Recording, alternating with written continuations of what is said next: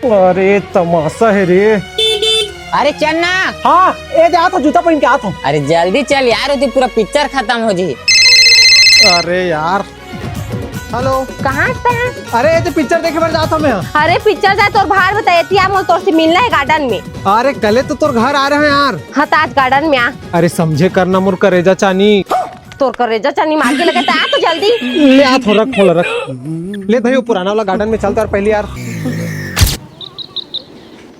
तो 2 मिनट रुको मैं हाथ भाई ठीक है।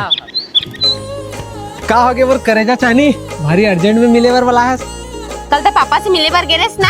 हाँ और तुर पापा ला एक के नजर में पसंद घलो आ गया हूँ। अरे मैं चीज है इसे हो ना। कल से पापा के पर्स भी गायब थे। 1 मिनट ते कहना क्या चाहता मैं तो पापा का पर्स चोरी करूं। पापा के पर्स में 2000 रुपया, पैन कार्ड और आधार कार्ड घलक रही से बा। अच्छा तो ते राम हसन बॉयफ्रेंड ऊपर शक करा था यार। अरे यार एक काम कर 2000 रुपया ते रख ले, पैन कार्ड और आधार कार्ड मोला देती। मोला तोर से ये उम्मीद नहीं रही छोटी कि ते मोर ऊपर शक करबे। पर्स दे। मैं तो छोटा दिखा यार। दे पर्स। ले ठीक है पैसा मैं रखूं। रोगाई तो ससुर का पैसा चला शर्म नहीं आता।